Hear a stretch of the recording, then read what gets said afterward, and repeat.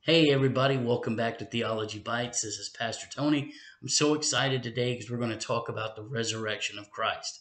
Why is it so important that we talk about the resurrection?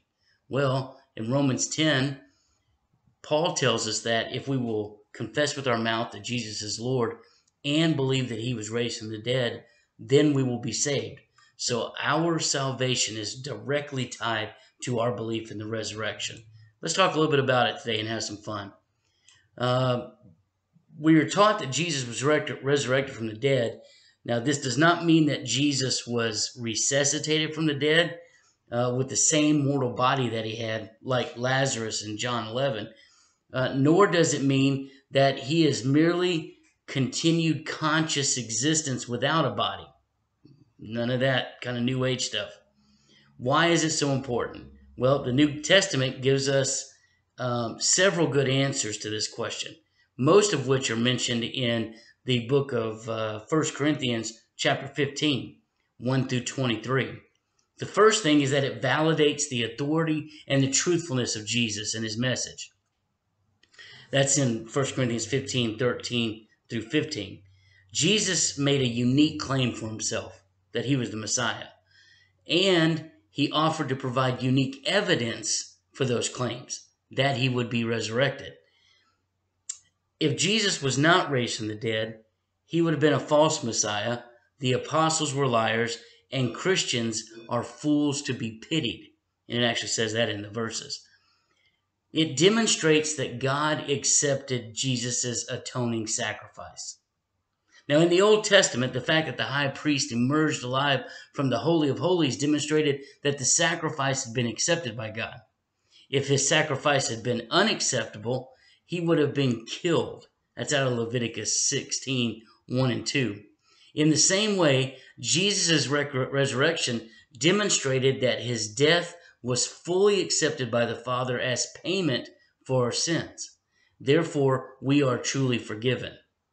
And it guarantees our future resurrection. 1 Corinthians 15, 18 through 23. Paul refers to Jesus' resurrection as the first fruit.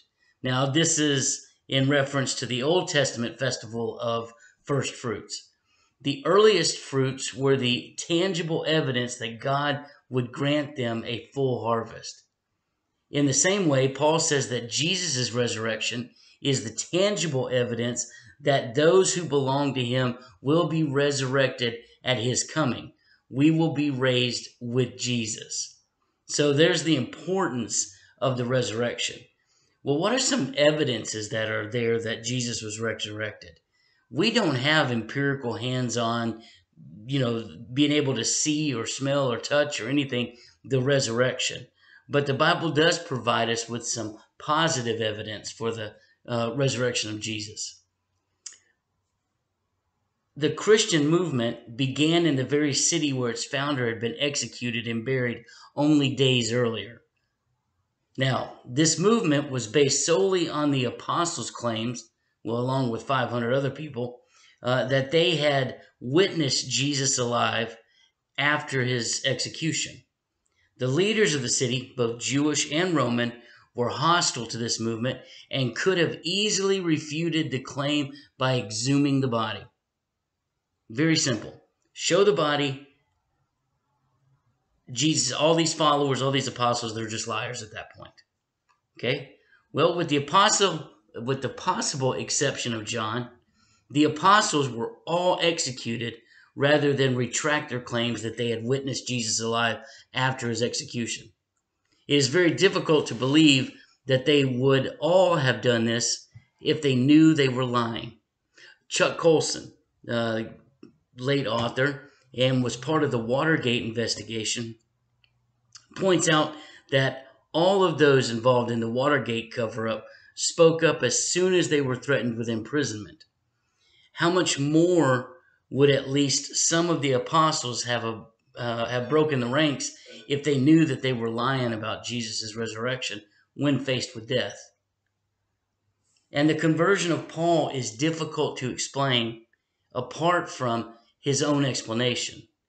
He was a leading enemy of the Christian movement, completely hostile to the Christians' claims that Jesus was the Messiah. Yet, in a very short period of time, he became convinced that converted that Jesus was the Messiah, and he became Christianity's most eloquent and adamant proponent. He claimed that his conversion was the result of an encounter with the risen Christ. You see that in Acts 9:22 and 26. Attempts to explain Paul's conversion apart from Jesus' appearance are inadequate, completely inadequate. And real quickly, we'll talk about a couple of inadequate explanations for it. One, the body's never been produced. Like we said earlier, the easiest way to get rid of this story of Jesus being risen from the dead is to produce a body. Well, that's never held. They said that the body had been stolen, but we see that in the books, in the Gospels, that was a plan that was created by the Jewish people. The swoon theory, that Jesus really didn't die, that he was given a drug while on the cross, which simulated death, and he later recovered, passed himself off to the disciples as resurrected, and then lived out the rest of his life in hiding. That doesn't make any sense, does it? The hallucination theory, that everybody that saw him was mass hallucinating. And then the legend theory. The story of the resurrection is not factual, but reflects a legend which the early church came to believe. But the gospel and epistles have been accurately dated to 50 to 95 AD. There was not enough time for such a false legend to arise, since eyewitnesses could easily discredit it. And Paul speaks of 500 witnesses, most of whom were still alive, thus inviting investigation. Also, this does not explain why the disciples were willing to die for their message when they knew full well that it was a lie. So there's a few things just to think about. The importance of the resurrection, and then a few proofs of it, and a few inadequate stories of the resurrection.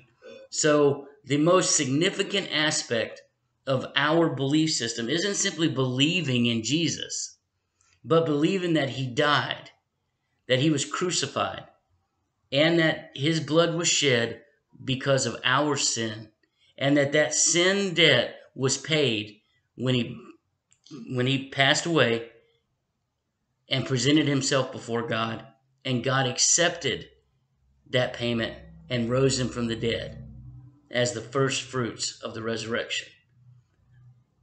I'm going to cut it off here, and we're going to start looking at salvation in a term called soteriology. That is about the study of our salvation. So we know the method now through the body of Jesus Christ, who we know is God, who was the only acceptable person that could take on that role. And now, starting on Friday, we're going to start looking at some of the aspects of what goes into salvation and how it works and things like that. So it's pretty exciting. Leave a comment for me here. Let me know what you're thinking as you're going through Theology Bytes. Also, leave a comment about maybe an aspect of theology that you want to see explored through this series. And once again, I will see you on Friday. It's going to be a great time. I love you guys. God bless.